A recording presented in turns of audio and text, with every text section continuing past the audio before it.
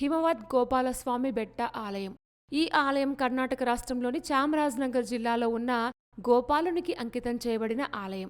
కన్నడలో బెట్ట అంటే కొండ అని అర్థం. మరియు ఈ గోపాలస్వామి ఆలయం సముద్ర మట్టానికి 1450 మీటర్ల ఎత్తులో మరియు చుట్టూ దట్టమైన అడవులు ఉన్నాయి. కొండ శిఖరం మేఘాలు మరియు పొగమంచుతో కప్పబడి ఉన్నట్లు కనిపిస్తుంది. అందుకే ఈ ఆలయాన్ని హిమవద్ గోపాలస్వామి బెట్ట, హిమవద్ అంటే పొగమంచుతో కప్పబడి ఉంటుంది కాబట్టి అని ఆ పేరు వచ్చింది. 1315 ప్రాంతంలో చోళరాజు బల్లాల నిర్మించిన ఈ మందిరంలో ఒకే అంతస్తుతో కూడిన గోపురం ఉంటుంది మరియు గోడ ముఖభాగంలో శ్రీ మహావిష్ణువు యొక్క 10 రూపాలను వర్ణించే శిల్పాలు ఉన్నాయి.